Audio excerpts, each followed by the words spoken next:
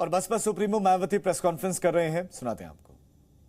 2 महीनों में जो यहाँ अनगिनत व थोक में भरमार घोषणाएं, शिलान्यास एवं अध कच्चे कार्यों के उद्घाटन व लोकार्पण आदि किए हैं, तो इनका ये सिलसिला ऐसा लगता है कि इलेक्शन घोषित होने तक ये लगातार जारी रहेगा। तो ये सब इनकी इस बार विधानसभा चुनाव में होने वाली हार को काफ़ी कुछ दर्शाता है। इसके अलावा बीएसपी को छोड़कर यहाँ सभी विपक्षी पार्टियों ने भी चुनाव की घोषणा होने से बहुत पहले ही प्रदेश की जनता को लुभाने के लिए अभी तक जो भरमार घोषणाएं व वायदे आदि किए हैं, तो ये भी इनके लिए अनेकों सवाल खड़े करता है। जैसे सपा की तरह कांग्रेस पार्टी ने भी प्रदेश की जनता को जो किस्म किस्म के असंख्य व प्रलोभन भरे चुनावी वायदे किए हैं, तो उन पर यहाँ की जनता जल्दी से विश्वास करने वाली नहीं है। और इस संबंध में हमारी पार्टी का ये कहना है कि यदि कांग्रेस पार्टी ने यहाँ यूपी में भी अपने लंबे रहे शासनकाल में अपने 50% भी चुनावी वायदे पूरे कर दिए होते, तो फिर आज ये पार्टी केंद्र व उत्तर प्रदेश सहित देश के अधिकांश राज्यों से भी सत्ता से बाहर नहीं होती। इतना ही नहीं, बल्कि इनकी कथनी व करनी में जमीन आसमान का अंतर होने की वजह से अब जनता इनके वायदों व घोषणाओं आदि को कतई भी गंभीरता से नहीं ले रही है। यही स्थिति इस मामले में हमें दूसरी पार्टियों की भी देखने के लिए मिल रही है। हालांकि इस मामले में बीएसपी बातें बहुत कम व कार्य करके दिखाने में ही ज़्यादा विश्वास रखती हैं। और ये सब आपको यूपी में 4 बार बीएसपी के नेतृत्व में रही सरकार में काफ़ी कुछ देखने के लिए मिला है।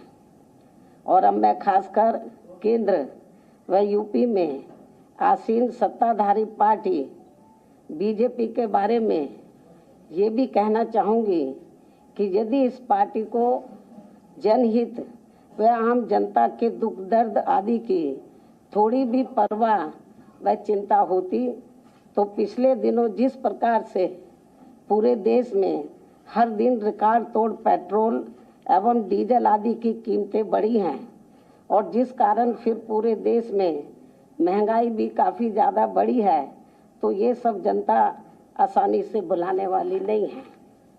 और अब कई राज्यों में जल्द ही होने वाले विधानसभा चुनाव में अपनी हार के डर से इनकी कीमतों में जो इन्होंने थोड़ी सी कमी की है, तो इसकी भी भरपाई ये पार्टी चुनाव के बाद ब्याज सहित जनता से जरूर वसूल कर लेगी। इसे भी जनता को जरूर ध्यान में रखकर चलना चाहिए।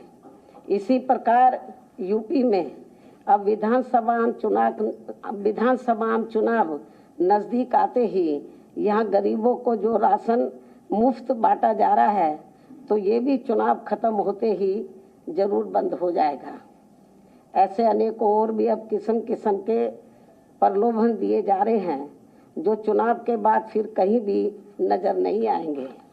इसके साथ ही यूपी की जनता को ये भी ध्यान में रखकर चलना चाहिए कि भाजपा खासकर यूपी में अपनी जन विरोधी नीतियों व द्वेषपूर्ण कार्यकलापों एवं सरकार की घोर विफलताओं पर पर्दा डालने तथा इन पर से लोगों का ध्यान बांटने के लिए भी यहाँ विशेषकर सपा आदि से अंदरूनी मिली भगत व सांठगांठ करके जिन्ना व अयोध्या पुलिस फायरिंग जैसे अनेकों और नए गढ़े हुए सांप्रदायिक व धार्मिक मुद्दों को उठाने का भी पूरा प्रयास कर रही है, ताकि ये जो चुनाव है हिंदू मुस्लिम हो जाए।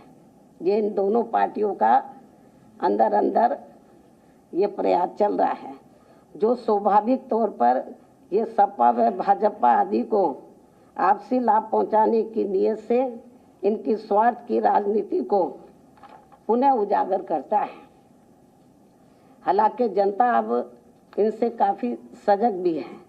साथ ही बीएसपी को ये पूरी उम्मीद भी है कि अब प्रदेश की जनता इनके इस प्रकार के किसी भी षड्यंत्र का शिकार होने वाली नहीं है। वैसे ये बात भी सर्वविदित है कि सपा व भाजपा की राजनीति हमेशा एक दूसरे के पोषक व पूरक रही है और इन दोनों पार्टियों की सोच जातिवादी एवं सांप्रदायिक होने के कारण इनका अस्तित्व एक दूसरे पर ही आधारित रहा है। इसी कारण जब सपा सत्ता में होती है तो भाजपा मजबूत होती है और जब बीएसपी सत्ता में रहती है तो भाजपा कमजोर होती है।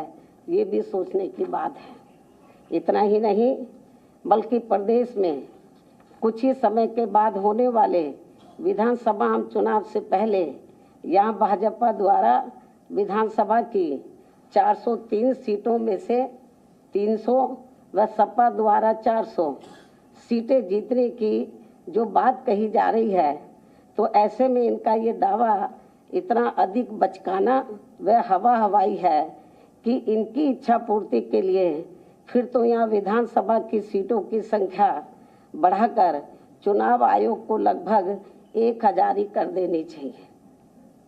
खैर, चुनावी दावों व वादों पर यहाँ अपने देश में ना तो कोई टैक्स लगता है और ना ही उसके लिए किसी खास निष्ठा व ईमानदारी की जरूरत ही होती है। इसलिए आने वाले वक्त में पूरी तरह से स्वतंत्र व निष्पक्ष चुनाव ही ये बताएगा कि किसमें कितना है दम।